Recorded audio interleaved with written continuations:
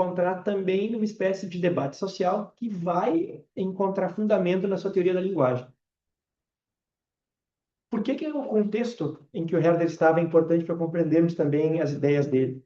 Os reinos de língua alemã, na época do Herder, eles viviam uma tensão intelectual forte entre uma espécie de normatização racional, prestígio cultural francês, mas também uma busca de uma voz própria para a literatura e a filosofia em língua alemã, né? O Arnold Hauser, no História Social da Literatura e da Arte, ele argumenta que a Guerra dos 30 Anos praticamente arrasou as sociedades ali do Império, do Sacro Império Romano Germânico, de forma que não tinha muito digamos, uma classe média pensante que não estivesse vinculada ou ao nobre ou à igreja. Então, a figura da universidade, que era onde tinha talvez uma espécie de espaço para os jovens, né, para pensadores, ela estava muito marcada daí pela supremacia intelectual francesa, né? Os ideais do iluminismo francês foram importados e quase impostos de forma normativa. E entre essas imposições tinha, por exemplo, a ideia de que escrever e pensar sobre a influência francesa era um sinal de distinção. Isso ajudou a produzir uma ideia de que a língua alemã precisava ser disciplinada, se assemelhar à língua francesa, ser polida, ser organizada segundo alguns modelos de clareza e regularidade que foram importados da França. O nome que sintetiza essa influência da língua francesa é o Johann Christoph Gottsched, que foi professor em Leipzig, né? Tentou reformar a língua e a literatura alemã, guiando-se pelo classicismo francês e pelo racionalismo do Christian Wolff. E para o Gottsched, então, a literatura deveria obedecer a regras claras, ser ordenada, verossímil. Ele queria elevar o alemão à língua culta através de uma regularização, certo? E essa influência trazia consigo também uma espécie de concepção de linguagem que está vinculada ao iluminismo, que é a ideia de que a língua ela deve funcionar como um meio transparente de expressão, um meio simples, um meio inequívoco. Por isso que o prestígio do estilo filosófico claro e conciso, quase antipoético, era tão forte na Alemanha na época, justamente contra esse prestígio.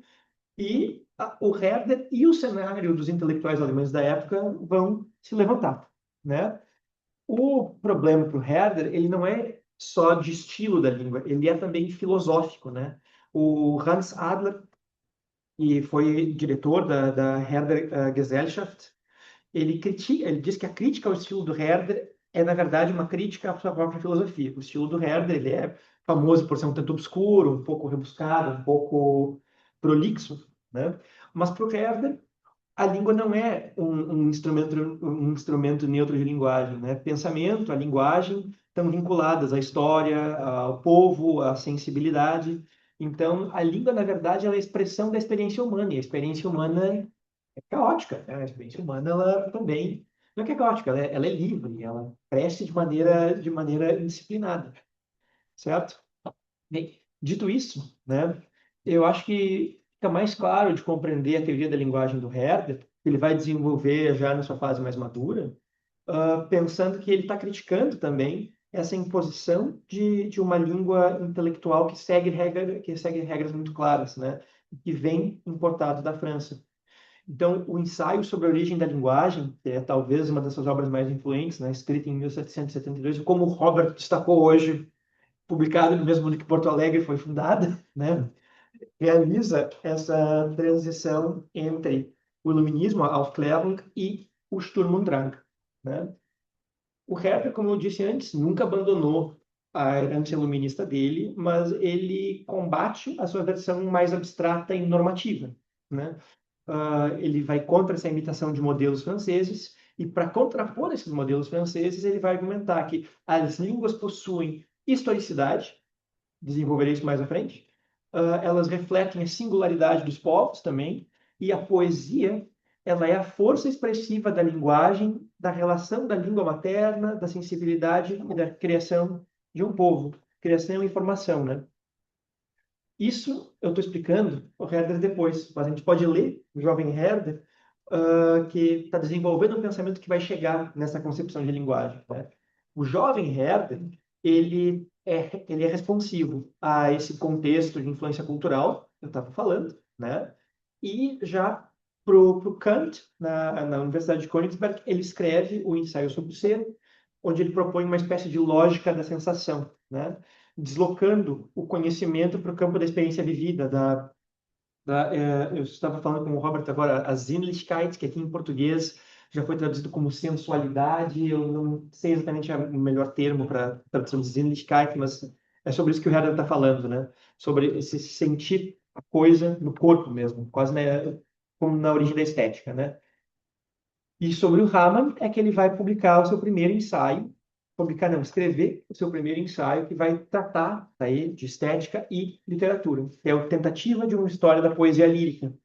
A época do Herder, né, ainda se discutia se a poesia tinha origem divina, né, que se perguntava naquele contexto, como é que o Homero, que é talvez a origem da poesia, tenha vindo tão perfeitamente pronto. O Herder ele vai argumentar que não, que a poesia, na verdade, ela é um produto histórico e ela é situada também na história. Eu acho interessante que o Herder, ele, nesse texto, vocês percebem a influência do Hamann. O Hamann tem uma frase muito famosa sobre linguagem, que é: a poesia é a língua materna da humanidade, né? A língua materna, ela vai se desenvolvendo à medida que tu vai brincando, que tu vai fazendo trocadilhos, né? E aí isso é o que vai fazer a língua mudar. Isso explica a mudança da língua. E como as línguas mudam, a poesia também muda.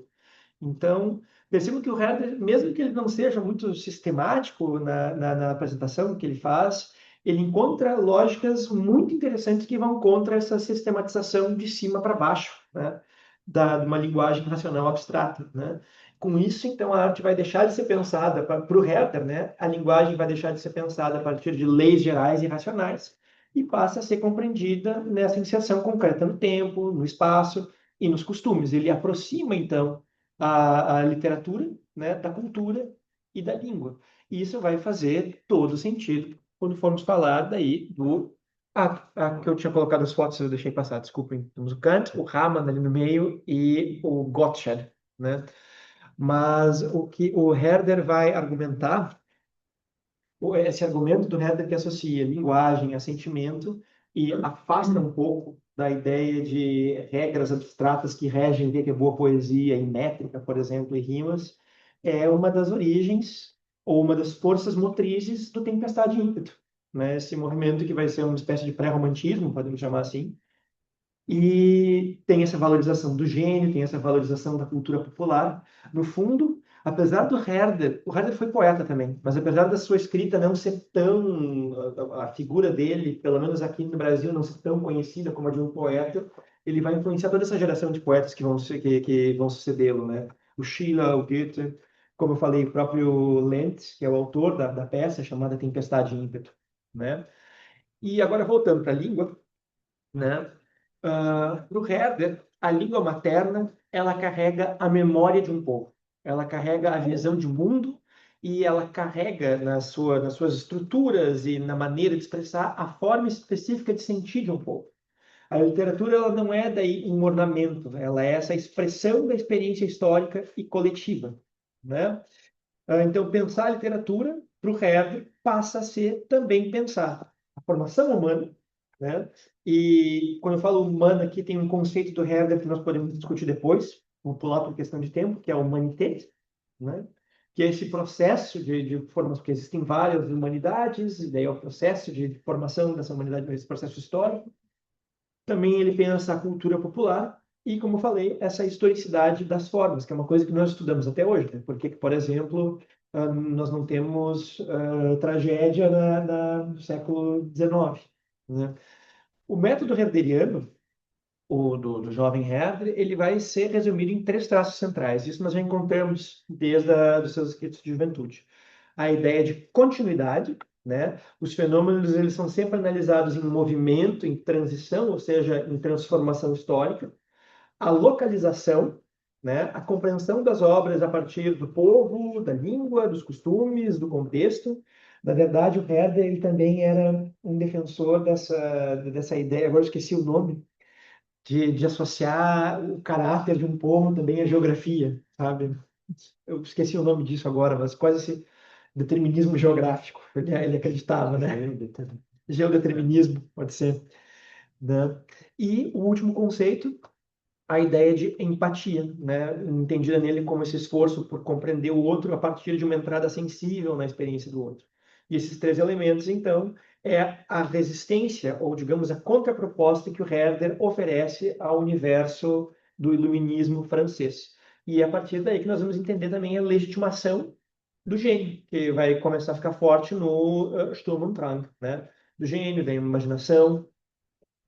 Então, quando Herder terminou seus anos de estudo, né, por intermédio do Raman, que talvez dessas três figuras é com quem ele mais teve proximidade, né, e com quem ele desenvolveu uma longa troca epistolar, o Herder conseguiu um cargo de pastor, né, professor e pregador na escola da catedral em Riga. Riga, que na época era uma cidade da Liga Hanseática, né? E foi onde ele desenvolveu, onde ele começou a sua carreira de crítico literário e pensador da estética, né? Foi um lugar decisivo para a formação intelectual dele, mas também foi um lugar muito contraditório, porque nas cartas do Herder, né, ele descreve a cidade como a minha experiência aqui está marcada por um sentimento de constante insatisfação. Você percebe aí também alguns dos motes do Tempestade Íntima, essa insatisfação constante com o mundo, esse não querer se adaptar. O Herder ele fica famoso em Riga por conta dos seus escritos literários, já passo a eles, né? E essa fase vai se concluir com o diário dele. E para mim, o diário de minha viagem do ano 1769 é considerado o documento que inicia o Tempestade em Ímpeto. E, bem, ali ele descreve, né, esse sentimento de inadequação em Riga, né? Que a sociedade parecia muito estreita, muito estranha, muito inadequada e, ao mesmo tempo, ele diz: Riga é grande demais para mim e também é pequena demais. Eu escrevi isso para o Ravan. E aí, o Ravan, e aí vamos para o título desta fala, ele fala para o Herder: Herder, tem que. Tu tem que te divertir. Eu não lembro agora, eu preciso literar a frase da carta, mas olha, você tem que tentar parar de pensar tanto no trabalho, você tem que procurar ir nos bailes da cidade. E o Herder responde: eu não sei dançar. Né? Ou seja, ele é um satisfeito e ao invés de aprender a dançar, ele não, eu vou viajar, vou para o mar, vou para essa viagem intelectual, né? Mas é isso, essa ideia do movimento que vai guiar o Herder, né? Ao mesmo tempo, foi um período também muito produtivo, porque o Herder, na sua juventude, quando ele estava em Königsberg, ele lia muito uma publicação que circulou nos reinos de língua alemã, que foi talvez uma das primeiras formações de sistema literário na língua alemã do século XVIII, que é as cartas concernentes a mais contemporânea literatura, né, o nome. As cartas, de Briefe die neueste Literatur betreffend, e eram, na verdade, uma espécie de publicação onde vários autores publicavam resenhas e críticas, e aí tem nomes gigantescos. O Lessing publicava, o Friedrich Nicolai publicava, que eu acho que aqui no Brasil ficou mais famoso enquanto editor do que como escritor ou crítico literário. E o Herder, ele encontrou nesses intelectuais que estavam discutindo a nova literatura alemã, né, uma espécie de inspiração para ele. Quando ele termina o seu período universitário, ele quer tentar escrever, ele chega a mandar um pequeno ensaio para publicação, mas a publicação acaba. Então, em Riga, ele escreve sob pseudônimo uma série de textos que são as cartas sobre literatura também, que é a tentativa dele de publicar os ensaios que ele queria ter publicado nessa publicação, e aí ele começa a ficar famoso, começa a criar nome.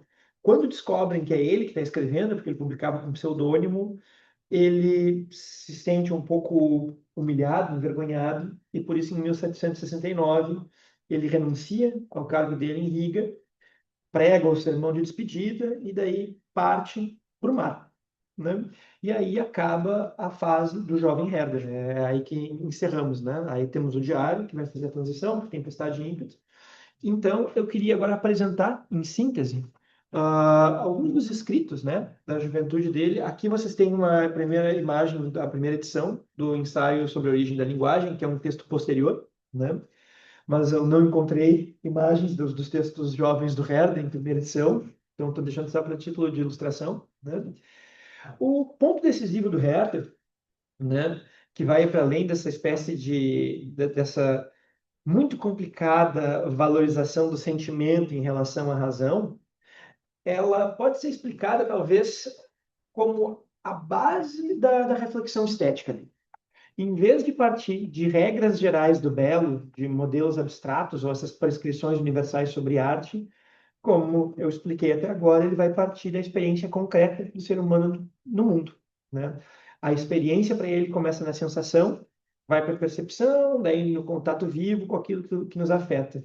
Isso fica também claro no ensaio sobre a origem da linguagem, e ele argumenta que a linguagem humana, para além da sua dimensão social de um povo já conversando consigo mesmo, começa em uma espécie de círculos concêntricos, né? Primeiro tu tem o círculo da família que conversa com o bebê, daí ele vai expandindo esses círculos e assim vai desenvolvendo a sua linguagem, né? Então, por isso, né, que tem essa questão do que afeta o ser humano quando ele está se relacionando com a realidade, né, que não é intelecto puro para ele. O ser humano ele sente, ele reúne impressões, ele associa imagens, sons, ritmos, né? E depois é que ele vai organizar isso em conceitos. Eu acho que a grande questão do Sturm und Drang é quase virar de cabeça para baixo essa ideia da razão, que diz que tu tem princípios universais claros e que eles vão explicar daí qualquer pequena comunidade. E se, por exemplo, isso foi argumentado depois pelo John Noyes, num livro chamado Herder, A Estética contra o Imperialismo, que a ideia dessa generalização, né, abstrata que veio do iluminismo francês, ela também tinha quase uma ideia de hierarquização da linguagem, né? Nós temos que chegar numa pureza, numa linguagem clara, e daí, por exemplo, a linguagem popular da senhora que aprendeu histórias com a avó dela e está contando histórias para os netos dela, não é tão valorizado como alta cultura para esse iluminismo francês do século XVII, começo do XVIII. E se nós formos pensar, os irmãos Grimm, eles são, na verdade, quase discípulos indiretos da concepção do Herder sobre linguagem. Para o Herder, não. Para o Herder, a razão ela não vem de cima para baixo. Estou sendo talvez um pouco vulgar na minha sistematização, mas ela vai de baixo para cima. Ela vai da manifestação da cultura popular que começa a se desenvolver. E como as línguas elas carregam em si a experiência de um povo, porque, enfim, a língua também é um produto histórico, né? Eu, por exemplo, eu falo português aqui porque minha avó também fala português, que fala meu pai, ele fala para mim, minha mãe, né? E então, como a língua ela carrega essa herança histórica das experiências, para o Herder não é possível hierarquizar as línguas.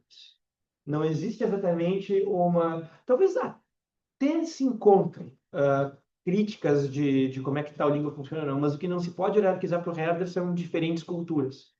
A cultura popular ela é um universo fechado em si e ela também tem um valor tão grande quanto as outras, porque elas são quase milenares na percepção dele, né? Por isso que tem hoje em dia um movimento de resgatar o Herder nesse lado como um pensador anti-imperialista, nesse sentido de a crítica ao iluminismo dele é também a crítica a essa hierarquização de culturas, né? O ser humano, então, ele, como eu estava dizendo, né, perdão, a questão da razão para o Herder, ela vai ser secundária em relação a essa experiência sensível, né? Ela depende daquilo que os sentidos e a imaginação de cada povo vão oferecer a esse povo. E esse é o fundamento da estética dele. Esse movimento, então, já aparece nesses textos decisivos da juventude, que seria a tentativa de uma história da poesia lírica, que eu já expliquei para vocês, o Cartas sobre a literatura alemã mais recente e também as florestas ou bosques críticos, né, os Kritische Wälder. Esses são os textos que ele publicou em Riga e onde ele vai desenvolver essa ideia de afastar-se da tradição de analisar a arte a partir de critérios fixos e exteriores a situação histórica de cada obra, né? Contra esse modelo, ele vai insistir, então, que toda forma artística nasce em um tempo específico, em uma língua específica, em uma cultura específica, em uma determinada organização sensível da experiência. O particular, para o Herder, ele não é um detalhe secundário que vai levar em direção ao universal. Ele é o ponto de partida. É a partir dele, a partir dessas várias culturas, talvez se possa chegar ao universal, né? Se deve compreender, então, como é que a arte surge, como é que ela se forma e como é que ela se exprime nesses modos historicamente situados de vida, né? Nas Florestas Críticas, que é o último texto dele em Riga, o argumento vai ganhar força quando ele vai se levantar contra o Baumgarten, né? O Baumgarten, ele havia sido decisivo para definir a estética como uma ciência do conhecimento sensível, mas o Herder ele vai perceber do Baumgarten que o sensível ainda aparece como subordinado a uma norma superior, no caso, uma norma superior de beleza, e o Herder também rejeita essa hierarquia. Esse sensível, ele não é um estágio inferior da razão, né? Eu não lembro em que contexto eu estava lendo que quando surgiu a estética, ela era considerada ainda uma ciência um pouco secundária, né? Uma área do conhecimento um pouco secundária diante de outras formas do conhecimento da crítica de arte também. Mas então, o fundamento para o Herder vai ser a experiência humana, né? Tu tens essas instituições como, então, língua é anterior à gramática, belo é anterior à estética, né? Então, sensação, criação antecedem, né, teoria, classificação e sistema. Então, essa estética do Herder, ela não consegue enquadrar a arte nessas regras universais, mas ela tenta explicar a gênese da arte, né, a formação histórica. Como eu falei, o método histórico do Herder como um dos pontos de partida para compreender, né, a filosofia. Então, já vou me aproximando aqui do fim, porque eu creio que eu já estou chegando nos 40 minutos, né? A síntese desses textos do Herder é que, então, arte e literatura, desse jovem Herder em Riga, né? A arte e literatura, elas nascem da necessidade humana de explicar ou compreender o mundo antes dessa ciência sistemática.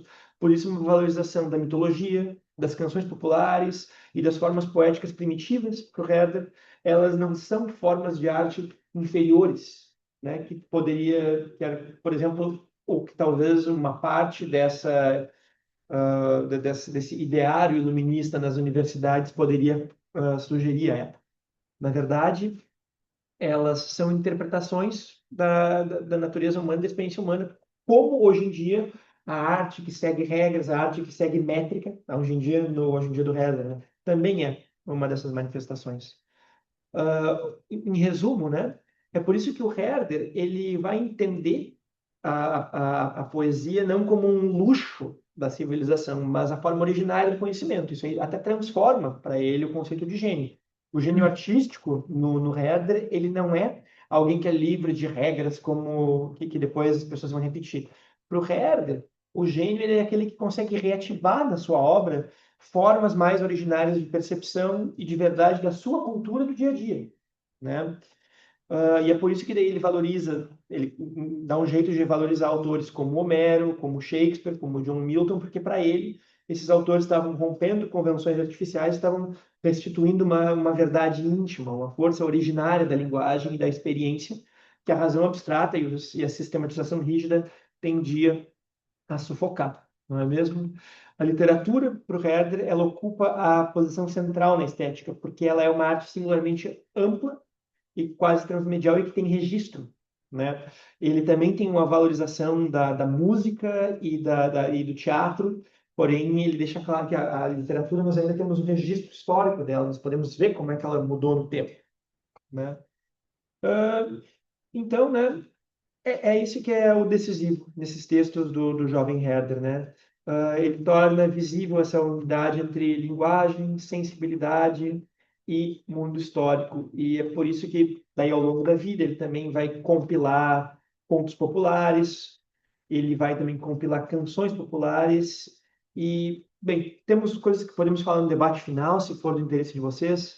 Ele também tem uma teorização sobre a noção de folk, né? E que vai contra a ideia de nação, por exemplo, mas temos que focar no Herder essa valorização das tradições que antecedem essas sistematizações posteriores, como ideia de nação, como a ideia de regras do belo, mas eu vou sugerir que nós encerremos por aqui essa fala sobre o Herder, essa aproximação entre literatura e como é a visão dele da literatura como uma forma privilegiada de conhecimento histórico, sensível e cultural, né? E daí podemos talvez passar para a próxima fala e debateremos no fim, tá? Essa questão do Herder do estudo. Eu coloco aí fora. Muito obrigado. Com certeza, tem vários pontos assim que a gente poderia continuar discutindo em reda, né? Mas assim, vamos entrar pelo que o Robert nos apresenta e depois debatemos, conversamos, discutimos.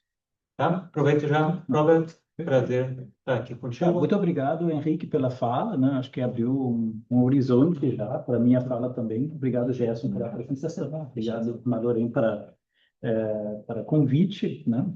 E, como eu falei, vamos ficar no século XVIII, vamos para um caso talvez mais concreto, né? Um romance de Carl Philipp Moritz, que se chama Anton Reiser.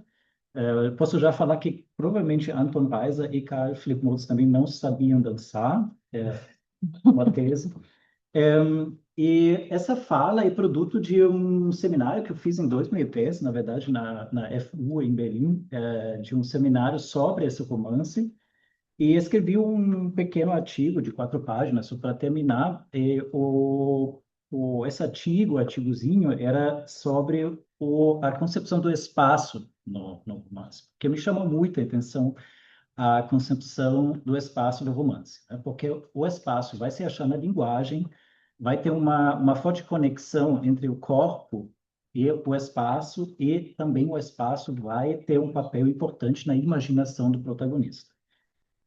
E por causa disso, eu coloquei aqui as estruturas verticais e fugas no espaço. Então, o romance, da minha percepção, funciona muito em termos verticais e horizontais, né? E bem técnico, mas eu vou explicar como funciona. E vou começar um pouco com o autor. Muda aqui? Não foi? Não. É o autor que se chama Carl Philipp Moritz, né? Ele nasceu em 1756, morreu em 1793.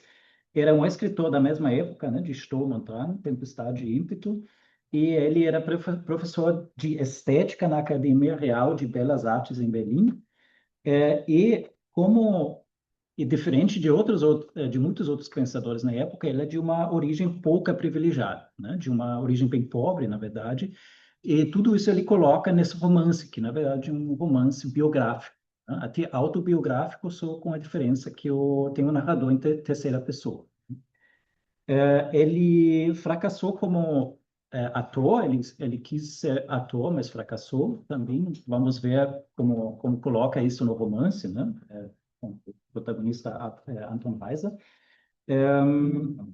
E como o Henrique já falou, né, no século XVIII, XVII, já temos uma forte concepção do gênio, né? Muito importante.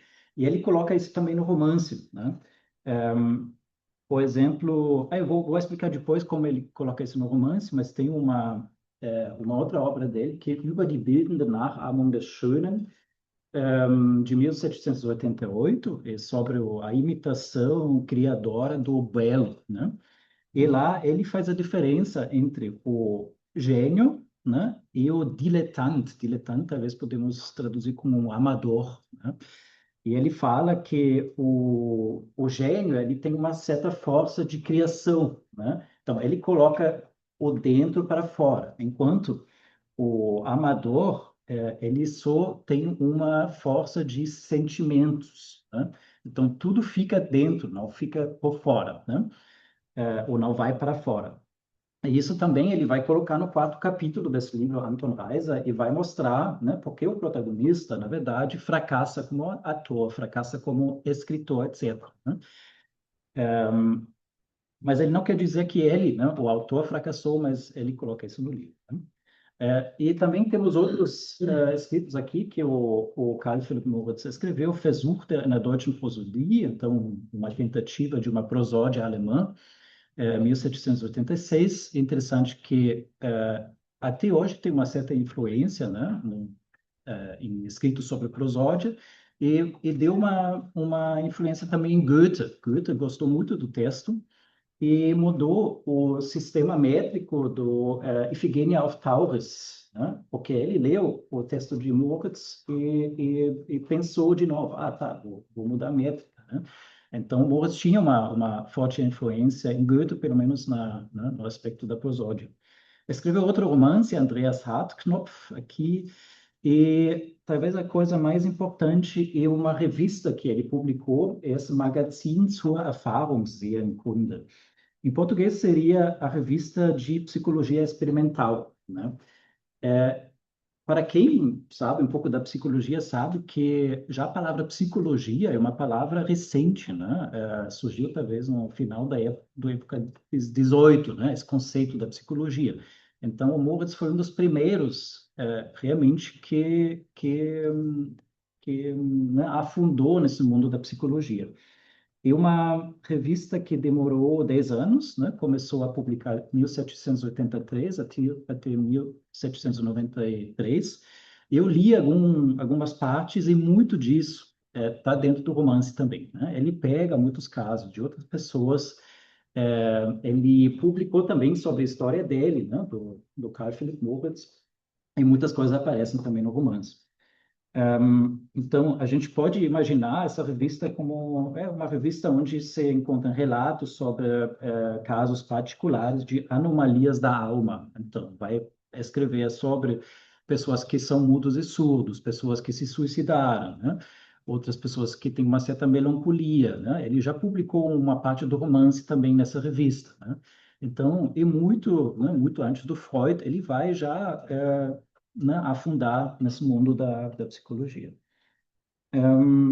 Ele também escreveu relatos sobre a língua alemã, interessante também para quem se interessa, e Reise eines Deutschen in Italien, então viagem de um alemão à Itália, que ele publicou em 1792 e 93. Agora, outra conexão com Goethe, né? Todo mundo sabe que ele fez também uma viagem à Itália, né? 1786. Ele publicou, Goethe, né, publicou o livro bem mais tarde, 1816, não, 13, 17, até 17, então ele demorou muito mais né, para escrever esse livro, para dar os últimos reajustes, né, quase 30 anos, mas o Moritz publicou bem antes. É interessante que os dois se encontravam lá durante a viagem de Goethe, enquanto Goethe já estava viajando um pouco, ele encontrou Moritz em Roma. O Moritz caiu de um cavalo, estava com o braço quebrado, e os dois ficaram um tempo juntos, né? E o Goethe gostou muito de conversar com o Moritz. Eles fizeram jogos etimológicos, até surgiu um pequeno artigo, que eu vou mostrar depois. E Goethe menciona Moritz no livro, né, A Viagem à Itália, e chamou ele de meu irmão mais jovem, né, porque ele era mais jovem, muito diferença digamos, na descendência, né? O Goethe era de uma origem mais nobre, enquanto o Moritz era de uma origem bem pobre, na verdade. Tá, vamos entrar um pouco aqui, queria só mostrar, né, essa revista de psicologia experimental, a capa, porque lá em cima tem uma pequena citação em grego, gnotis auton, que significa conhece ti mesmo, né? Conhece ti mesmo. Então, eu acho que é do Sócrates, se não me engano. Então, isso é o logo, né? O moto da revista, né? De se conhecer melhor, né? De fazer observações sobre si mesmo, né? Mesmo psicológicos. Aqui a capa do livro que eu vou falar agora, né? À esquerda tem a versão em português, que foi traduzida em 2019. É um livro que tem poucos exemplares, né? Até não consegui exemplar, sou emprestado aqui da biblioteca do Goethe-Institut. À direita tem a capa original, né? Quando foi publicado, então Anton Reiser, ein psychologischer Roman. Então ele chama o romance de um romance psicológico, né? Primeira vez que alguém chamou um romance de um romance psicológico, né? Claro que é outro termo do que a gente vai ver em Freud, né? Porque tem conceitos diferentes, mas as ideias já ficam muito no Moritz, né? Então, ele chama o livro, né, um romance psicológico e, no sentido mais próprio da palavra, uma biografia, e até em suas mínimas nuances, uma das mais verdadeiras e fiéis representações de uma vida humana, como talvez jamais tenha existido, né? Então, ele vai escrever uma biografia, tem uma autobiografia, claro que tem uma parte de ficção, né? Mas ele pega, né, muitas coisas que o próprio Moritz vivenciou, né? Então, né? Sim, né? O conceito da psicologia é bem recente nessa época. Vamos ver quais conceitos já aparecem, né? Mas ele ainda, para muitos, não tem um nome ainda, né? Que o Freud vai mais sistematizar e outros pensadores da psicologia. Então, sobre a publicação, né? A publicação foi feita em 4 etapas, né? Tem 4 capítulos. O primeiro capítulo foi publicado em 1785 e o último em 1790. E trata da vida infantil e adolescente de Anton Reiser, né, nome do protagonista. Para quem sabe alemão, Reiser, a gente pode conectar com Reisen, né, viajar. Então, é quase um Anton viajante, né? E essas viagens vão ter um papel importante na vida dele também, porque nas viagens ele sempre vai escapar da vida difícil dele, né? Vai escapar da pressão que ele tem, né? Isso também é a minha ideia de estruturas verticais e horizontais, porque a viagem para ele é sempre uma fuga dessa verticalidade, né? De sistemas opressores, né? Tem uma distância, a mente dele vai imaginar, vai projetar coisas boas na vida. Mas o romance, uma inteira ascensão e caída, né? Ele sempre vai fracassar em tudo. Então, na verdade, bem pessimista. É, enfim. Então, né, o romance fala sobre a vida do Anton Reiser em cidades diferentes. Começa em Hannover, vai para Braunschweig, onde ele vai trabalhar para um chapeleiro, né? Que é muito duro, muito intolerante. Vai para Goethe, onde ele Gotha, né, cidade de Gotha, onde quer iniciar uma carreira como ator, né, porque o teatro é muito importante para ele, para fugir também dessa vida dura que ele tem. E Erfurt, onde ele, no final, entra numa faculdade, na Universidade de não podemos esquecer que na Alemanha, né, a Alemanha não era um país como é hoje, né? Eram muitos reinos diferentes, né? Então, também as viagens, ele vai ver que tem que ultrapassar várias fronteiras, né? Não é como hoje que a gente viaja dentro da Alemanha sem nenhuma fronteira, né? Era bem mais difícil. Interessante que a gente fala biografia ou autobiografia, né? Mas tem um narrador, né? Não uma narração em primeira pessoa, e isso faz alguma coisa com o livro também, né? Que tem um certo distanciamento. O narrador, ele vai, por exemplo, contextualizar, ele vai dar dicas pedagógicas, né? Ele vai falar, por exemplo, olha, vocês professores, se vocês não querem que a vida dos seus alunos seja como a do Anton Reis, então presta mais atenção um pouco como os outros alunos tratam o aluno, né? Então, é bem pedagógica também. E eu chamaria de uma romance pessimista, né? Que exposta uma antropologia negativa. Isso quer dizer que ele vai mostrar que a vida não é, o social não é um lugar bom, onde se reconhece, né? Ele vai mostrar que naquela vida que é descrita é muito sobre rivalidade, e muito sobre alguém que quer pegar o lugar do outro, né? Então, romance não é para ficar alegre, né? É um romance bem pessimista, na verdade. E um romance também sobre esse conceito de verdadeiro e falso artista, né? Eu já vou falar sobre isso.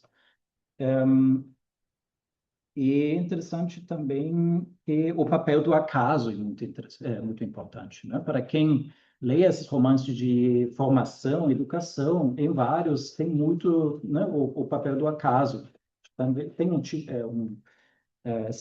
figuras tutelares, né, que vão apoiar o protagonista. De vez em quando tem alguém que vai fazer mal nele. vai ter momentos que vão mudar tudo, né? Isso é muito, muito presente no livro, né? Então, né, a gente chamou de primeiro romance psicológico, e ele vai pegar no romance também temas que existem nessa revista que já mencionei, né? E agora vou só mencionar alguns temas que aparecem no Anton Reiser. E um romance cheio, né? Cheio de conceitos psicológicos, cheios de autores que foram mencionados, enfim, ele coloca tudo dentro. Com certeza não combina muito com essa ideia classicista de narração, de ordem, né? Porque é uma bagunça mesmo, né? Mas, então, tem temas psicológicos, como a fuga na imaginação, a ideia do recalque, né, que vem do Freud, mas já está presente no Moritz, de pensar a nossa mente em certos termos econômicos, né, que o que falta em um lugar tem que substituir, ou tem que ser substituída, né, também que o Freud faz mais tarde. Temas como dissimulação, fingimento, tem egocentrismo, hipocondria, melancolia, que o narrador fala o chama de paralisia na alma. Tem um certo complexo de inferioridade, né? Que o protagonista vem de uma descendência pobre, né? Que o Alfred Adler mais tarde vai falar, né? Complexo de inferioridade, né? E a supercompensação, tudo isso. Tem desprezo de si, vergonha, humilhações e até uma tentativa de suicídio, acho que dois, se não me engano, né? Então, forte, né? Porque o Anton Reiser não uma pessoa feliz, então, né? E tenta se suicidar também. Então, para mostrar, né? Aqui bem no início tem a seguinte citação: na infância, jamais recebeu os afagos de pais carinhosos, nem mesmo o sorriso recompensador deles após um pequeno esforço de sua parte. Durante toda a vida, essas primeiras impressões jamais foram apagadas de sua alma, convertendo-se em fontes de pensamentos sombrios, né? Então, o romance fala sobre a descendência do Anton Reiser. Ele tem um pai muito duro que faz parte de uma seita quietista, onde o objetivo é de mortificar todas as paixões e extirpar toda a singularidade. Então, já crescendo nesse ambiente, o casamento é muito difícil entre pai e mãe, né? Então, ele sofre de pobreza, dependência nos outros, né? Então, durante toda a vida, ele sempre não vai ter autonomia, né? Vai ter figuras tutelares, mas ele vai sentir essa dependência, né? Ele vai ganhar refeições, por exemplo, mas ele sempre vai sentir, mas né, não é dos meus recursos, então eu preciso mostrar uma certa gratificação, né? Sempre tem essa dependência, assim. Ele sofre várias humilhações dos outros alunos, de professores, né? Estou aqui. Fome, né? Por exemplo, ele é tão pobre que no quarto capítulo, quando ele viaja, ele nem tem dinheiro para se sustentar, ele come raízes cruas que ele encontra no caminho, então é bastante difícil, né? Enfim, mas o que ele faz para sair dessa situação, né, é interessante, porque ele já desde jovem começa a ler muito, ler tudo, né? Tudo que ele consegue, ele lê, né? E só que isso é mais criticado pelo narrador, porque ele vai falar, tá, ele vai ser isso ele concebe como uma fuga, né? No imaginário, né? Não é uma coisa boa essa leitura excessiva, né? E ele fala, tem o final, né? Ele fala, o narrador, desde criança o havia impelido de seu mundo real para um mundo ideal, né? Então ele vai para leituras, ele vai para teatro, ele quer ser pregador, né? E ele se perde um pouco nessas fantasias, porque eles não vão combinar com a realidade, vai fracassar, né? Depois tenta outra coisa, etc. Ele leia, por exemplo, também o Goethe, né? Leia os sofrimentos do jovem Werther, se identifica muito, né? Embora que a única coisa que ele não identifica é com o amor. Nunca vai aparecer um amor para ele, né? Nem tenta de encontrar uma namorada, né? Por exemplo. E ele leia Shakespeare, né? Shakespeare, né? Vencedor também, né? Essa ideia do Shakespeare, a sensualidade, né? Que não segue as regras. Então, a gente se identifica muito. Ele também quer ser escritor, escreve poemas, assim, mas ele não vai ter sucesso, né? Porque como o narrador fala, ele não é um verdadeiro artista, né? Porque ele não sacrifica a vida para a arte, né? Ele só recompensa a vida que é um fracasso e vai se fugir na arte, né? Por causa disso, ele chama ele um fracasso, né? Como artista. E assim, citação, assim sua imaginação produzia a maioria dos sofrimentos e alegrias na sua infância, né? Então, ele sofre porque ele se foge nessa imaginação excessiva, mas claro que tem uma alegria, né? Porque a vida dele é muito duro, né? E pelo menos ele sente uma fuga, digamos, né? Tá. Mas a minha primeira tese, talvez, é a seguinte, né, que o romance Anton Reiser, de Karl Friedrich Moritz, é organizado, entre outras coisas, por estruturas de verticalidade que marcam determinadas hierarquias sociais e institucionais em vários níveis do texto, e que no final, especialmente 4 capítulos do romance, parecem dissolver-se temporariamente em determinados contextos espaciais, a natureza e as viagens, né? Então, tudo é muito hierarquizado, na escola, a casa dele, né? A igreja, né? Tudo tem a ver com esses, até na arquitetura, né? Torres grandes, né? A escola é muito grande e ele se sente muito humilhado, etc., né? Mas a natureza, as viagens, eles deixam mais tranquilo, né?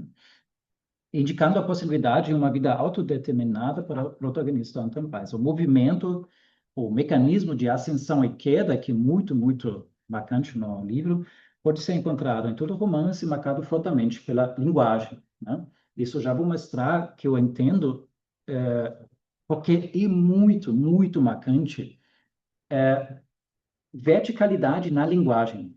Então, vamos ver aqui, né? Então, aqui eu fiz uma coleção de palavras que remetem, que tem uma conexão com a verticalidade, né? Por exemplo, temos o prefixo nieder em alemão, que é para baixo, né? E uma coleção bem deprimida, porque tudo tem a ver com a vida dura dele, né? Mas, assim, claro que eu vou ler em português e depois em alemão, claro que é uma questão de tradução, né? Porque essa questão do alemão, de todos os prefixos, o tradutor não poderia traduzir do mesmo jeito, né? Porque não temos sempre a mesma possibilidade, né? Mas eu vou mostrar, né? Quando amigos tornam as costas a ele sente o sentimento humilhante de desprezo que recebia dos pais. Em alemão, niedergeschlagenes Gefühl der Verachtung. Então, um sentimento humilhante, né? Niedergeschlagen. Ele foi batido para baixo, né? Seu espírito deprimido, sein niedergedrückter Geist, ou a tensão não natural de suas forças anímicas ou o grande esforço para sua idade, de seu corpo no trabalho, acabou por derrubá-lo. Dass diese Überspannung seiner Seelenkräfte ihn zuletzt niederwerfen musste, né? Derrubá-lo. Asfixia é o rebaixamento de sua situação externa, das drückende und erniedrigende seiner äußeren Lage, né? Então, tudo coloca ele para baixo, né? E, então, temos sempre essa estrutura vertical, né? Sehr erniedrigende Strafen, castigos muito humilhantes, ihn zu demütigen und niederzubeugen, que tudo se reunia para humilhá-lo e prostrá-lo. Acho que prostrar também tem essa ideia, né? De para baixo, né? Se não me engano. E outros, né? E tem outros aqui, eu não coloquei todos, porque realmente é um excesso, né? Também tem os prefixos unter ou herab, também é a mesma coisa, para baixo, né? Então, Reiser foi oprimido desde o berço, dass er von der Wiege an unterdrückt war, de uma maneira degradante, auf herabwürdigende Art. Palavra subjugar, unterjochung, e até o verbo sinken, que seria afundar, né? Que o Reiser perdeu o respeito dos seus colegas em alemão, que ele, dass er in der Achtung seiner Mitschüler gesunken war. Então, é um romance que funciona muito sobre as estruturas, né, de verticalidade e horizontalidade também. Tem algumas expressões para cima também, positivas, mas eu não vou mencionar, porque quero manter essa depressão aqui e não temos tanto tempo. Não sei se a gente está muito tempo, mais ou menos, ainda. 10, 15 minutos. Tá. Uhum. Tá. Talvez eu vou agora pular um pouco Cassira, vou falar um pouco, porque o que me chamou a atenção na obra do Ernst Cassira, esse livro, A Filosofia das Formas Simbólicas, em que ele realmente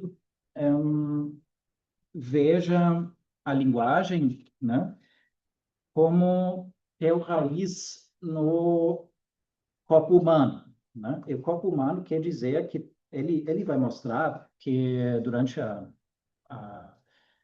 em muitas teorias de origem de linguagem, né? A gente já falou sobre Herder, o corpo vai ser o nosso eixo central em muitas línguas para nomear as coisas, né? Isso queria mostrar também no Cassira, isso que é exatamente o que acontece no Anton Reiser, né? Tudo que é abstrato, tudo que tem a ver com as nossas emoções, a gente, de certa forma, espacializa, né?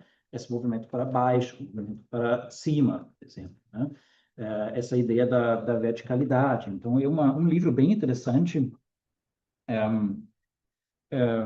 sobre a linguagem, né? Porque o primeiro livro dessa série, né, de Cassira, A Filosofia das Formas Simbólicas, que ele vai falar sobre mitos, sobre religião, e ele escreve um livro inteiro sobre a linguagem, né? E talvez eu vou só mostrar um, uma citação dele. Acho que foi essa aqui. É, né? Inicialmente, as diferenças do lugar estão estreitamente ligadas a certas diferenças materiais, e dentre estas, e particularmente a diferencial dos membros do corpo, que constitui o ponto de partida para as demais determinações locais posteriores. Uma vez que o ser humano formou uma imagem, precisa do próprio corpo compreender ou, como o organismo completo é estruturado em si mesmo, ele lhe serve, por assim dizer, de modelo segundo o qual ele constrói para si mesmo a totalidade do mundo, né? Então, tudo isso que o Morris faz no romance, eu queria mostrar agora, né, nessa teoria do Ernst Cassirer. Mas vamos, talvez, voltar ao livro de Anton Reiser, que é interessante, né, quando a gente já entra nessa questão da linguagem, e o Reiser, em certo ponto do romance, ele se interessa por tudo, né? Filosofia, literatura, teatro, pregação, né? De ser pregador, né? E uma vez ele entra também na filosofia, né? E é interessante que o narrador fala o seguinte: ali ele deparou com a impenetrável parede que separa o pensamento humano do pensamento dos seres superiores e os torna distintos. Deparou com a necessidade imperiosa da linguagem, sem a qual a capacidade humana de pensar não pode ganhar um curso próprio, que é, de certo modo, apenas um recurso artificial para produzir algo parecido ao verdadeiro pensamento puro, o que talvez algum dia alcançaremos. A linguagem lhe parecia um estorvo para um pensamento, mas ele não conseguia pensar sem a linguagem. Às vezes, afligia-se horas a fio tentando ver se era possível pensar em palavras, né? Isso é um problema filosófico, né, de muito tempo, se é possível pensar sem linguagem ou não é, né? A gente precisa de linguagem para pensar, e ele faz isso, claro, em um momento, né, final do século XVIII, né, quando a gente perde um pouco essa noção das línguas abstratas, línguas puramente filosóficas, como Leibniz quer conceber, né, e vamos exatamente nesse lugar de pensar a linguagem historicamente, como no Herder, né? Então, uma época que dá para ver no livro dele que, né, tem uma mudança de paradigma, né? E pensar sobre a linguagem, né? É interessante também que o Cassira vai falar aqui mais ou menos a mesma coisa, né? Que naquela época do iluminismo, né, vai ter uma outra direção do pensamento, vai entrar a história, né? E vai começar muito o pensamento sobre etimologia, né, que faz parte de pensar historicamente sobre línguas, né, de onde vem uma palavra, qual mudança em significado a palavra tinha. Cassira fala basicamente isso aqui. E agora queria só falar rapidamente sobre o Goethe fala na viagem à Itália sobre o Moritz, né? Porque ele tem um artigo, e esse artigo são realmente só 2 páginas, o título é Moritz als Etymolog, então Moritz como etimológico, né? Talvez não temos tempo agora para discutir o que está dentro, mas eles faziam na época em Roma realmente jogos etimológicos, né? Então, eles queriam comparar línguas, né? E ver qual língua tem a expressão melhor para tal coisa, né? E tinha um debate, não sei, né? Eles falaram talvez grego, latim, francês, né? E falaram, essa língua é muito melhor tem uma expressão muito melhor do que a outra, por exemplo.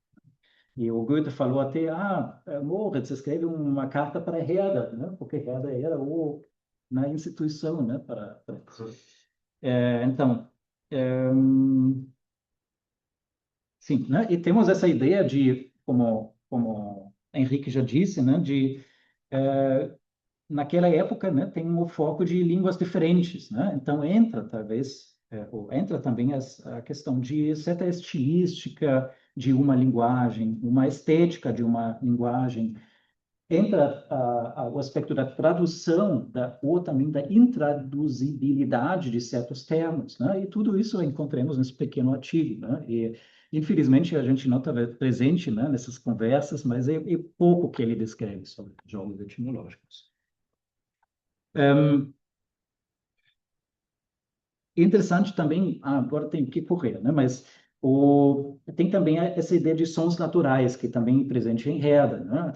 Tem um grande debate entre a teoria da representação, né? Se o signo é arbitrário, se o signo é natural, né? E o Anton Reiser tem um fascínio nesses signos naturais, né? Então, que a gente talvez hoje chamaria de onomatopoeia em português. Onomatopeia. Né? E ele fala, por exemplo, quando o Anton Reiser vai para uma cidade, e ele não conhece a cidade, né? Mas ele sabe o nome. Então, isso vai ter uma forte influência na imaginação. Então, com os vogais, ele vai imaginar como é essa cidade, né? Então, ele já concebe essa ideia de que os signos não são somente arbitrários, mas talvez sejam signos naturais, né? Porque foram escondidos durante a história da linguagem se mudar, né? Mas originalmente talvez era uma conexão natural entre o significado e o significado português, significante. Desculpa. Tá.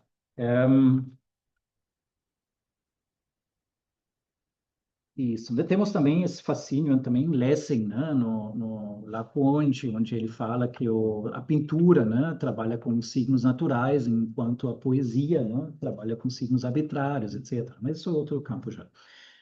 E queria só mostrar como também as palavras, né, exercem um grande impacto na imaginação dele, né? Por exemplo, aqui o Anton Reiser, o narrador, fala, né, que o nome escola superior, em alemão, Hohe Schule, seria a escola alta, que era usual entre pessoas comuns, é a expressão alunos da escola superior, que muitas vezes ele ouvira também faziam sua determinação de frequentar essa escola e parecer cada vez maior e importante, né?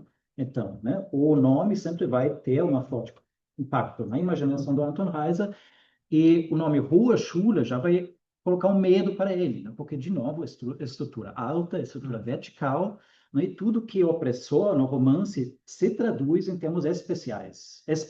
Isso é a minha tese, né? E coloca medo nele, né?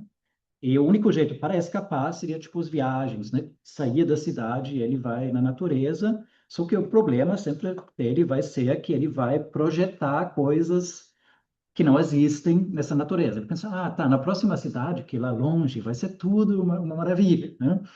E tem essa ideia do que a gente, hoje em dia, talvez chamaria de princípio de prazer, esse princípio da realidade no Freud, né? Então, ele sempre vai ter confronto com a realidade, vai se frustrar e depois vai para o mundo imaginário, né? e lá ele vai encontrar o princípio do prazer, né? Porque ele vai imaginar coisas boas, só que ele vai fracassar de novo. Então vai sempre ter esse movimento, né? Enfim, talvez eu tenha que pular aqui. Talvez uma coisa que eu queria mostrar aí, posso? Uhum.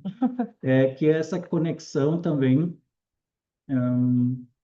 com esse sistema escolar, né? Porque ele vai para a escola e lá a gente vai ver que a escola é também concebida como uma organização extremamente hierárquica, né?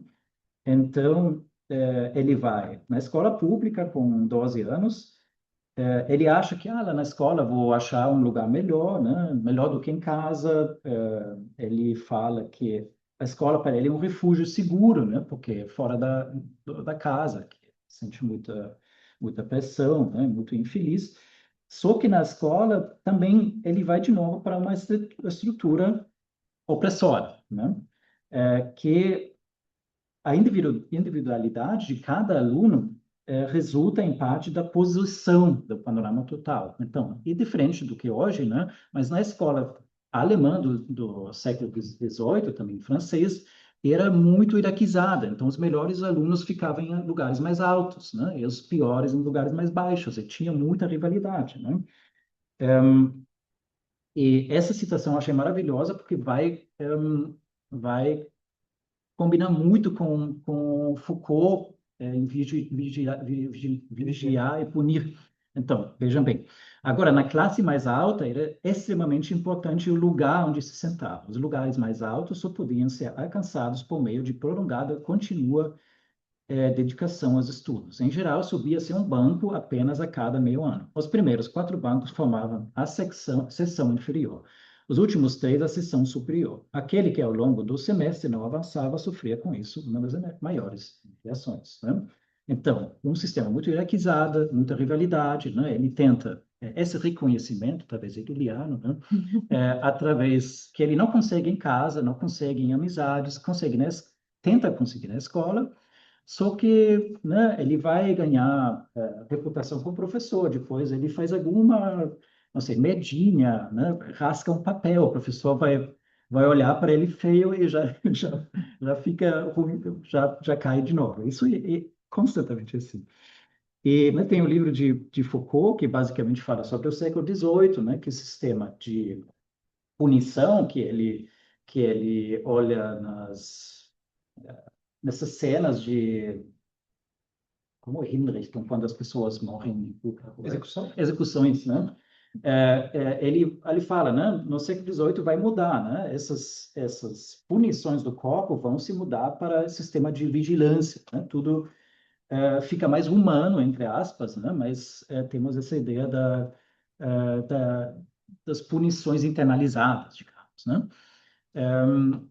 E ele vai colocar isso também no sistema escolar, né? E vai olhar, o Foucault, né? Vai olhar como funciona isso no sistema escolar. Do mesmo jeito, né? Porque vai ter sistema de, de ordenar o espaço, né? Com os indivíduos. Então, o corpo vai ter um valor de onde está posicionado, né? Então, aqui, transferindo para a escola, né? Lugar mais alto, mais prestigioso, né? Depois tem os lugares mais baixos, etc.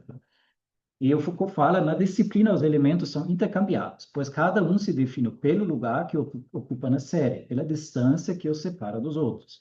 A unidade não é, portanto, nem o território, nem o local, mas a posição na fila, o lugar que alguém ocupa numa classificação. A ordenação por fileiras, no século XVIII, começa a definir a grande forma de repartição dos indivíduos na ordem escolar, né? E, para mim, é exatamente o que acontece no Anton Reiser, né? Tem essa verticalidade, posições, né? E tem um sistema de punições, que é muito forte também, né? Quando ele, por exemplo, trabalha pelo chapeleiro, anota aqui a citação, lá aqui, o narrador fala, o chapeleiro, que era duro e intolerante, né? O Reiser trabalha lá por uma época, era preciso ao menos fazer tudo o uso possível do seu corpo, né? ele considerava o corpo de Anton como uma ferramenta que se joga fora depois de usar, né? Então, temos essa ideia, né, do corpo humano que só tem valor na ordem classificatória, né? Então, uma palestra bem pessimista. Foucault sempre é pessimista, mas combina bem com o Anton Reiser.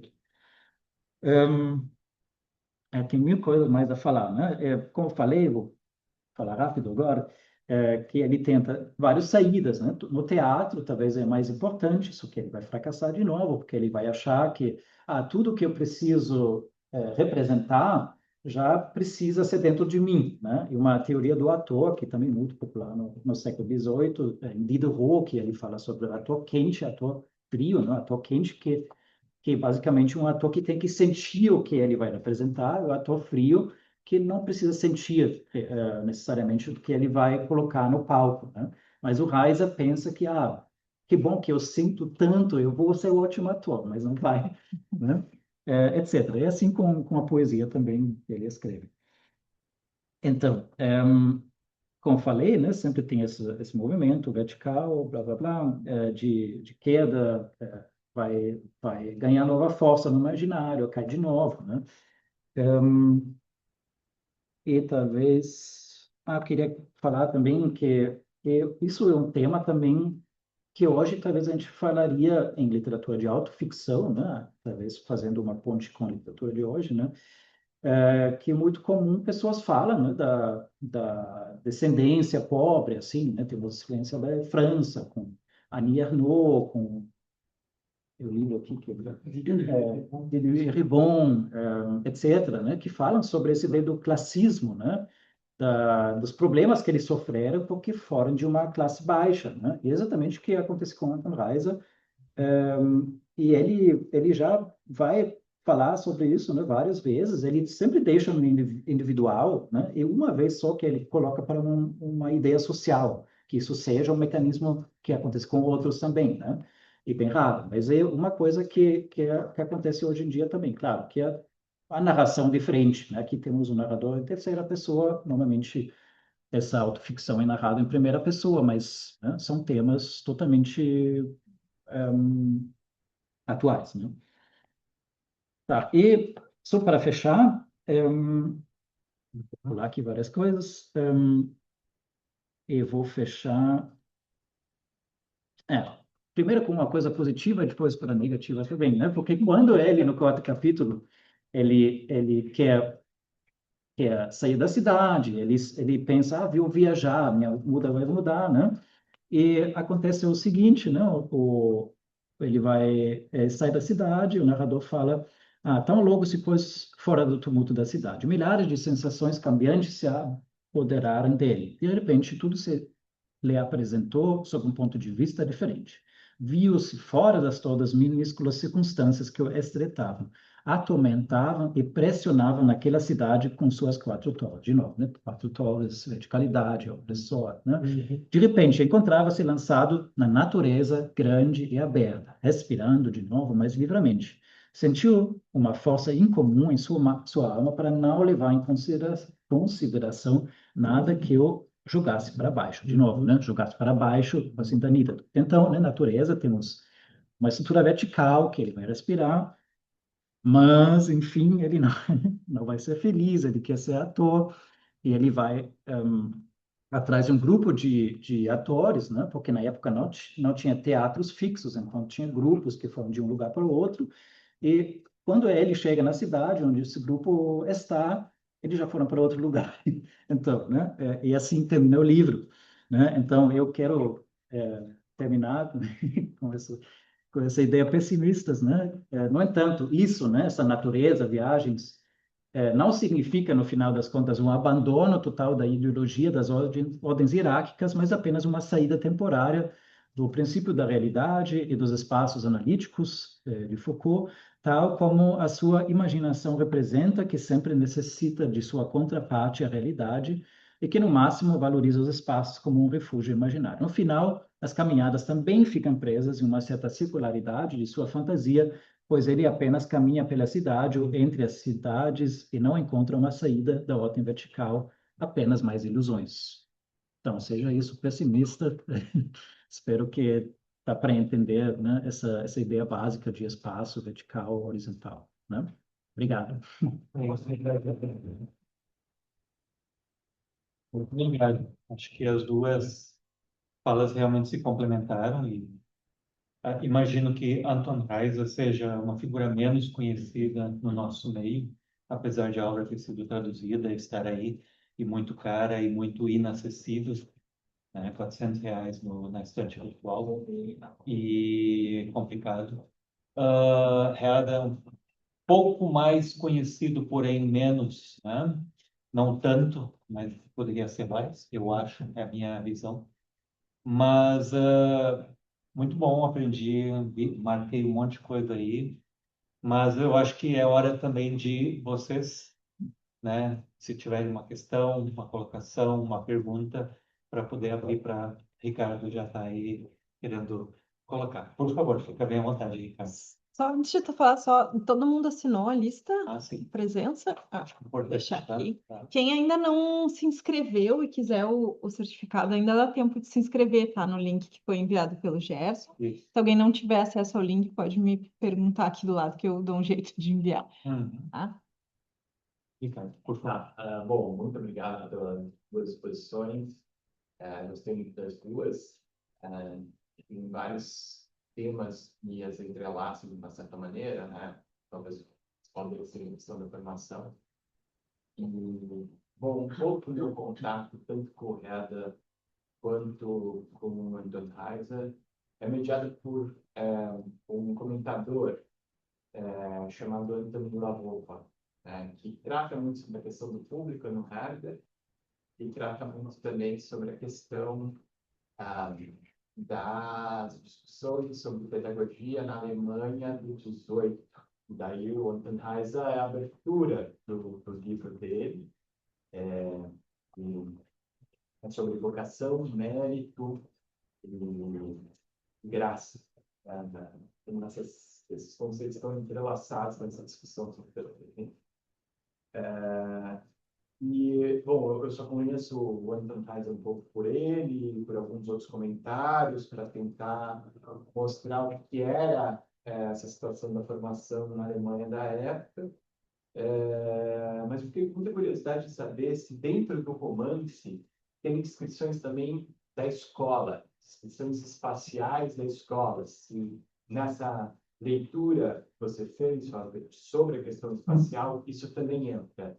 Né? Porque, por exemplo, o Foucault, né, no Diário Corrido, vai fazer toda uma análise da arquitetura da escola, do modelo arquitetônico da escola. Né? Então, eu teria muita curiosidade para saber se esse aspecto chega a ser tratado no romance. Né? E para o Henrique, eu gostaria de saber se você vê justamente um ponto de inflexão que eu acho que parte da literatura sobre o Herder vê na maneira como o Herder vai dar maior centralidade, vai tratar do conceito de formação a partir dos diários. Né? Você acha que parte seria lá, que passa a ocupar um lugar mais central, e se é lá também que talvez essa contraposição a um certo modelo, né, da sociabilidade humanista, dos salões, etc., entra com mais força. Eu posso começar, né?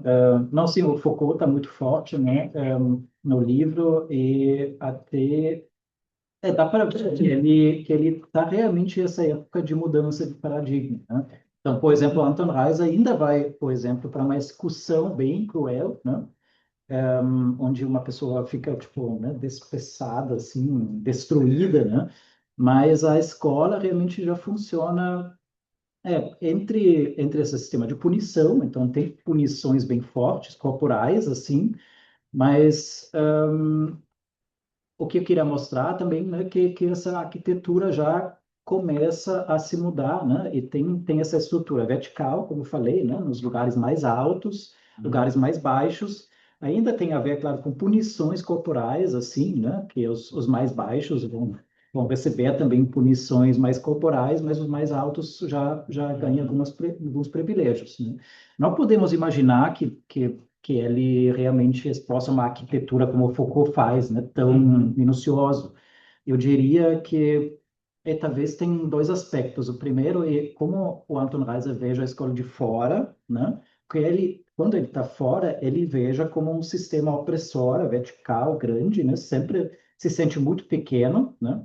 E ele até tem um texto nessa revista de psicologia experimental, que ele fala que, talvez como criança a gente sempre percebe a arquitetura de uma forma exagerada, né? Então, nós crianças sempre percebemos os lugares como maior do que eles não realmente, né? Então, isso de fora, né, e de dentro realmente tem essa espacialização, né, dos habilidades dos alunos. Até já tem o sistema de vigilância, por exemplo, Anton Reiser, sendo um aluno bom, ele vai vigiar as outras pessoas, né? Os outros alunos, por exemplo. E isso, claro, que como todo mundo que vai para a escola, quando alguém ganha privilégio, vai perder o privilégio dos outros colegas, né? Exatamente que isso acontece várias vezes também em outras situações, quando ele faz alguma coisa bom, o professor, o mestre gosta dele, os outros vão depuxando dele, ele vai cair de novo, né? E assim, né? Esse mecanismo total. Um, né?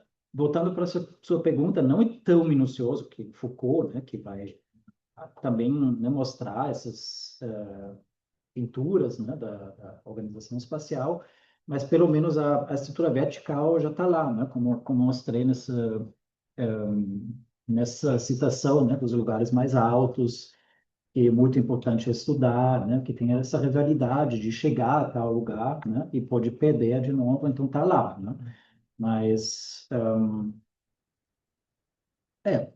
tá lá, mas não é uma descrição por página, assim, minuciosamente. Uhum. Obrigado. Essa é interessante. A questão do mérito. E bem, sobre daí a outra questão, obrigado pela pergunta, né? Sobre a formação no Herder, essa ideia de Bildung, né? Antes de mais nada, eu considero um pouco complicado a gente entender cada um desses conceitos do Herder, porque eles são todos meio que entrelaçados, né? Então, quando geralmente se fala de Bildung, está se falando também desse conceito que eu disse que eu queria desenvolver mais agora no final, que é a ideia de Humanität no Herder.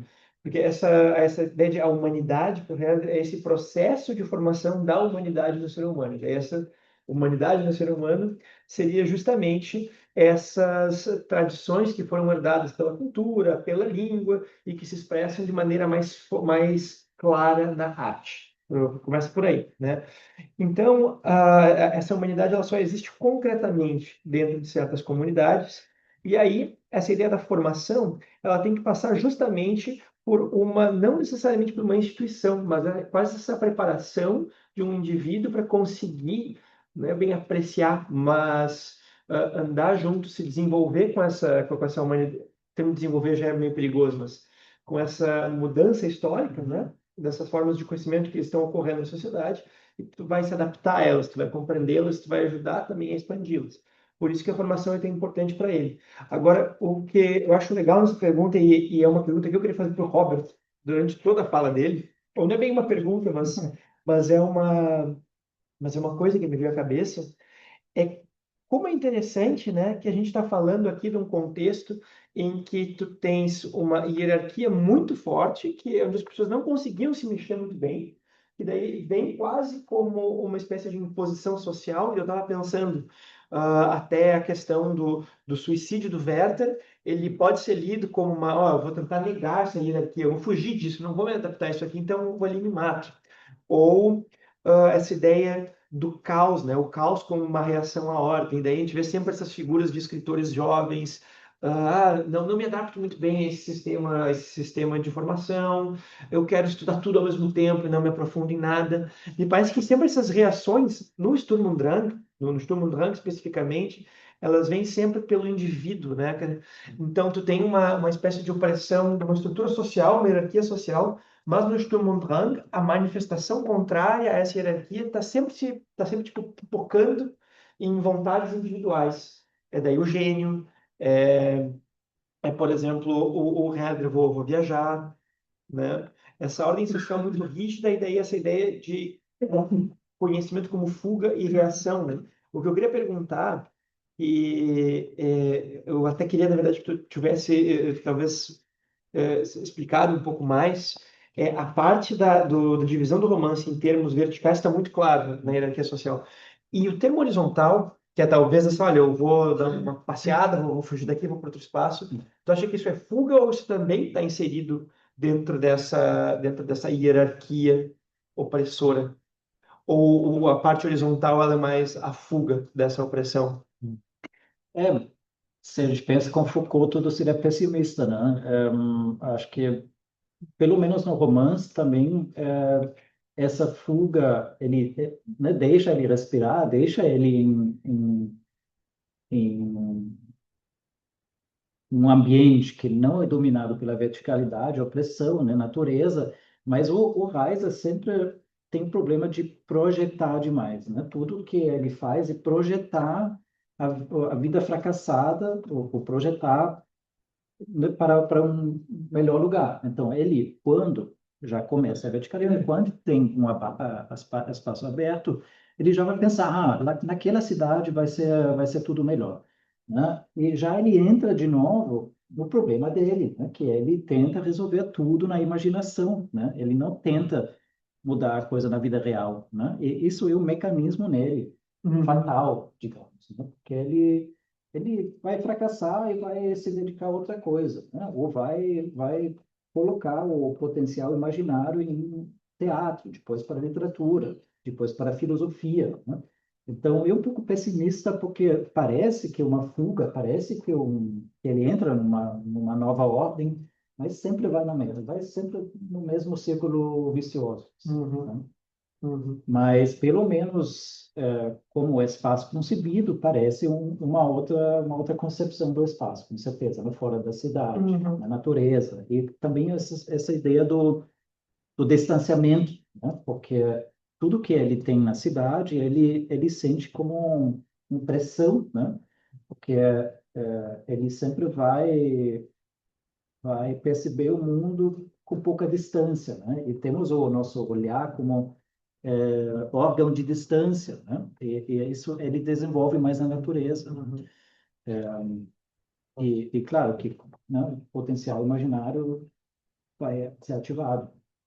E ligado à natureza, também tem a questão que tu mencionou antes, em certo momento, tem a questão da leitura, né? Nós temos isso muito em Werther, nós temos Lessing, né? Hum. E teve um momento que falou a importância da leitura. E nós podemos pensar o teatro ou nessa forma também como uma forma de leitura, uma fuga, uma saída, uma parte, uma busca pelo horizontal, né? Então tem esse cruzamento aí, né? Que em Werther também, no Goethe também tem muito essa questão da leitura, né? Isso é uma questão e Robert em algum momento também falou de formação, né? Né? E tu também tem a viagem, é a formação. Uhum. Isso perpassa também muito, porque é interessante que o velho Goethe vai depois se tornar conhecido por causa do romance de formação, né? E vai ter justamente de novo um Wilhelm Meister que vai fazer teatro, que vai viajar, vai se deslocar e vai adquirir conhecimento para se formar, para ter uma formação. Então isso tudo ainda vai acompanhar por muito tempo até o romantismo do Goethe, né? Que vocês colocaram um pouco, né? Que estamos no Sturm und Drang, né? Então é uma questão que não é uma pergunta, mas é uma observação entrando nisso, né?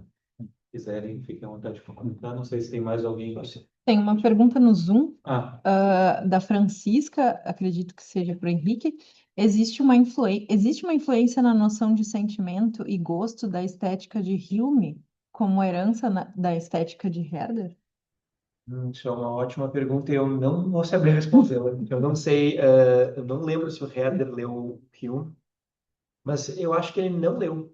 ou posso estar enganado. No diário dele, ali pela metade para o final do diário, ele começa já a rascunhar o que seria uma escola ideal para ele, né? E ele tem uma profusão gigantesca de nomes de autores que ele queria ter lido, que ele ainda vai ler e que ele gostaria de colocar também para aplicar nessa escola. E eu não lembro do nome do Hume tá ali. Posso estar bem enganado, posso estar dando uma resposta bem porca aqui, mas eu acho que ele não teve tanta influência do Hume, não. Mas eu queria aproveitar o gancho e pegar o que o Gerson acabou de falar e associar com leitura também. E eu acho que o Sturm und Drang, né, ele é um período interessante de ser estudado, porque ele está mostrando a formação já de uma parcela, ele é a voz que uma parcela burguesa da sociedade tem, uma burguesia que está crescendo antes da Revolução Francesa, né? E daí, é por isso que tu vê tão claramente esse choque com essa estrutura social, né? Eles são talvez uma tentativa de classe média tentando crescer, ganhar mais poder, e aquela hierarquia não permite, né? Então, nós estamos aí porque o Diário do Herder é de 1769, ou o quê? 20 anos antes, na Alemanha vai chegar ainda muito depois, né? Nos reinos de língua alemã. E daí eu lembrei também que a formação quase ideal da esfera pública do Habermas, que morreu há pouco tempo, se dá por discussão literária, né? Essa burguesia deixando uma parte da vida em casa, daí vai de público para discutir literatura, que eles têm na vida privada, ele discute ali que começa a se criar a tal como é que é mesmo o nome? O uso público da razão. Mas, enfim, eu acho que ouvindo assim a fala sobre o Anton Reiser do Moritz, para mim fica muito claro que o Tempestade de Ímpeto é isso, né? É uma parcela da população que está tentando se mexer mais, ganhar mais poder, não consegue por conta dessa estrutura, e essa estrutura basicamente é o que é tematizado, ou pelo menos é a origem desses problemas. Então, Werther tá nos bandoleiros, né? Schiller tá aparentemente no Anton Reiser. Eu acho que o narrador, né, o que diferencia talvez, né, essa biografia com autobiografias de hoje, né, que tem o narrador, né? O narrador sempre vai criar uma certa distância, vai olhar para o Anton Reiser o que ele faz errado, o que ele faz certo, né? Claro que em certos aspectos que é um romance de formação, porque o Anton Reiser vai ler muito, né? Vai acumular mais de educação, mas o narrador sempre fala, tá, né? Tá tudo certo, mas você está usando isso de forma errada, né? Tu não deveria usar literatura, teatro como substituir algo que tu não alcançou na vida, né? Então tu não tem a própria força de criação, né? Você sempre vai ser vítima da sua vida ruim, né? Então é um romance de formação de certa forma, né? Mas o narrador vai falar também como seria o modo justo, né? De um romance de formação clássico, né? Porque teatro, como o Gerson falou, né? Um aspecto central também no brilha mais essa coisa. Mas funciona de forma totalmente diferente do que aqui no Anton Reiser. No Anton Reiser vai mostrar toda a rivalidade entre os atores também. Ele tem essa ideia de um teatro ideal como fuga, né? O que vai produzir tudo que ele não alcance na vida dele, né? Ser generoso, ser criativo, né? Mas o que ele encontra, na verdade, é rivalidade, né? É tipo luta por posições, luta por esse papel que todo mundo quer fazer, né? E se frustra muito com isso. E, e assim, né? Por causa disso, é um pouco diferente do Brilha Mais, enfim, que é cheio de obstáculos. E é anterior, né? Hã? É bem anterior, né? Um pouco, meio anterior.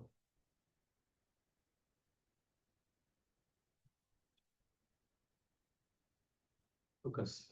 Foi interessante as ideias que eu estava aprendendo. Tem coisas em comum, assim, que pareceu na secção da insatisfação com o mundo e dois uma visão, assim, da linguagem, a singularidade da linguagem. Mas, e os dois com ideias que eu, pessoalmente, não assim, com a época deles, parece bastante foi bem inesperado para mim, né? A questão psicologizante do Moritz e essa questão bem, eu ia dizer quase, eu sei que não é, mas quase materialista, assim, do Herder, assim, como tu escreveu, parecia só faltava ele falar de luta de classe e descer um marxismo bem babado, é o contexto histórico, material da coisa que influencia, isso foi bem interessante. Minha pergunta é se seria correto dizer que eles têm essas semelhanças e o que distingue eles mais é que o Moritz tem essa questão mais individualizante e o Herder tem essa coisa mais, uma visão mais social que vê a cultura, vê a sociedade, o outro vê esse ponto mais centrado no indivíduo. Eu diria que o Moritz, digamos agora o Anton Reiser, né? Primeiro, o narrador, com certeza abstrai pouco, né? Tem uma vez que ele fala, talvez eu consigo aqui a citação, que ele abstrai um pouco, fala que isso não é um problema só do Anton Reiser, mas é um problema da sociedade, né? E isso chamou a minha atenção porque é bem singular, só uma vez que ele fala, deixa eu ver aqui.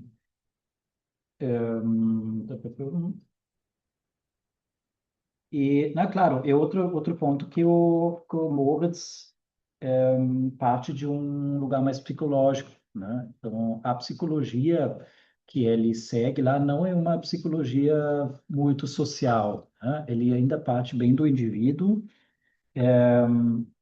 Agora não, acho que talvez eu conto depois, com calma, né?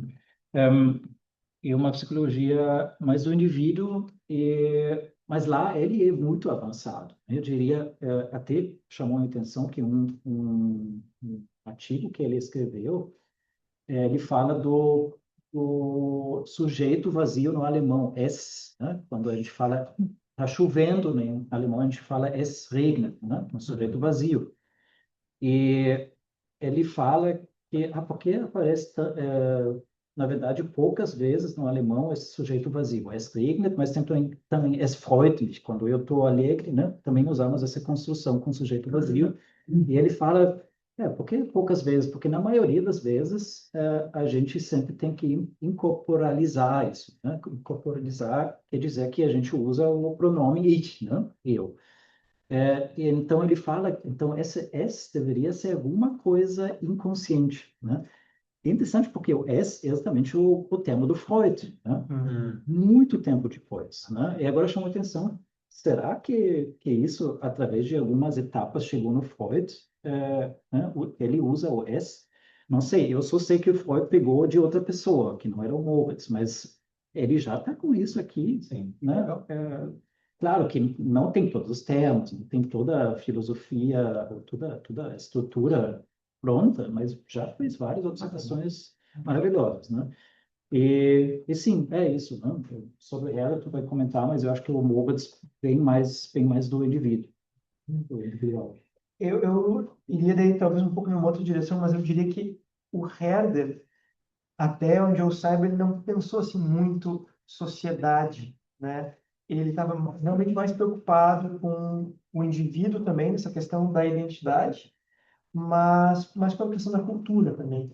Talvez a gente possa pensar assim, mais na relação entre as pessoas, daí o papel que a linguagem tem nisso, mas pelo que eu me lembro, quando o Herder analisa essas coisas, ele está vendo mesmo a origem da linguagem e valor cultural que cada língua materna tem, né?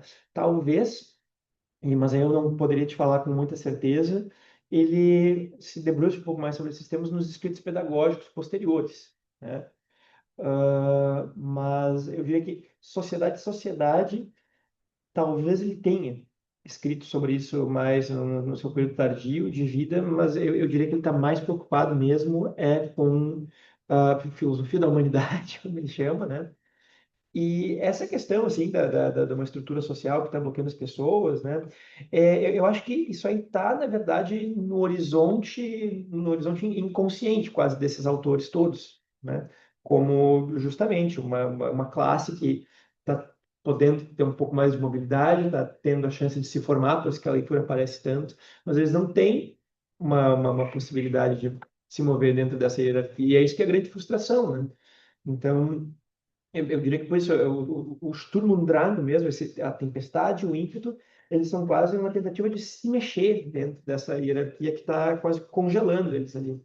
Mas essa saída, infelizmente, quer dizer, eu já dei aqui o meu lado biológico, essa alternativa, ela está indo sempre pelo lado do indivíduo nessa época, ainda. É o que eu acho, pelo menos. O Lukács, ele tem na introdução do Goethe e seu tempo, né, ele comenta, tem uma frase famosa que é todas como é que é, os obstáculos sociais, nos grandes obstáculos sociais, os franceses sempre conseguem uma saída à esquerda, os alemães uma à direita, né? E tá, eu estou sendo muito anacrônico falando isso, mas eu acho que o Sturm und Drang, na verdade, ele é mais voltado para um individualismo que para uma mudança social muito clara. Eu acho que essa questão do social ela vai aparecer mais para o romantismo, né? Aí tem o Kleist, né? Aí tem o Michael Kohlhaas, aí é... Se bem que os bandoleiros do Schiller também pode ser uma saída coletiva, mas acho que a personagem principal dos bandoleiros ainda é uma personagem principal e é um indivíduo ali, Sim. né? Contra a sociedade. Achei a citação aqui agora. É que claro que tem as dicas pedagógicas do narrador, que, claro que vai colocar como uma dica pedagógica para todos, né? Mas o social quase não é mencionado, mas aqui eu chamei a atenção. Ele fala, o, o narrador sente o sentimento de que a humanidade estava oprimida pelas relações sociais. Isso, quando eu li, nossa, de onde? Tipo, o tempo inteiro ele fala do Anton Reiser, né? E de repente tem essa visão do social, né? Que aparece em, não sei, não quero falar besteira, mas quase em nenhum lugar fala do social no romance, né? E abstrai e veja como um problema, né, social da sociedade toda, né? E coloca nesse aspecto. Mas, realmente é raro. É interessante porque, pelo que tu comentou, eu não cheguei a ler, né, o romance, mas me parece que o indivíduo sozinho ele falha, né? Então ele não diz que a saída é social, mas não é individual. Não parece ser individual, pelo menos, né?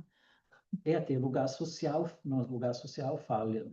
Que ele tenta criar amizades, mas não vão ajudar ele. E bastante antropologia negativa, né? Vai mostrar que até o social não é o lugar que vai melhorar.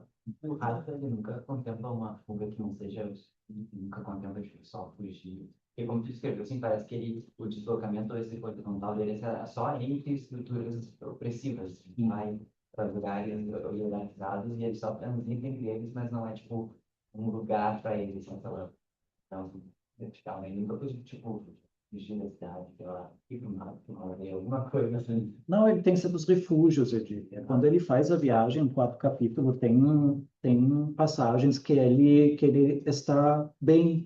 E até fala que estou pobre aqui, não tenho nada, mas melhor de depender dos outros, né? Ele se sente melhor, está com fome, do que alguém que proporciona comida para ele, porque ele tem que ser gratificante, né? Ele tem que ficar dentro das relações sociais, assim. Mas normalmente ele fica feliz quando fica sozinho. E assim, é quando ele consegue, né, viajar dentro do imaginário dele.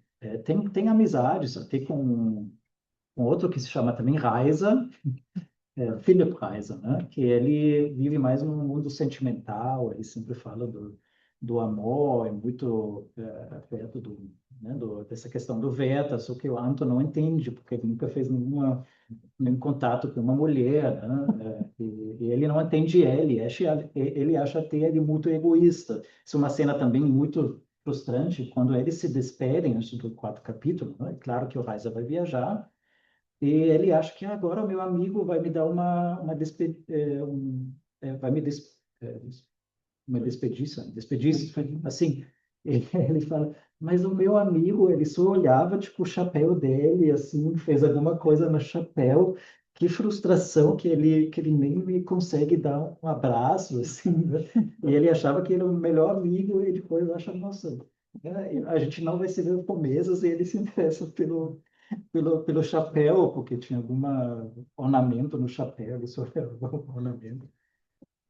Então, Frustração constante. Mas, Lauren, deu, né? Acho que sim. Acho que temos que Uhum. liberar o espaço também, né?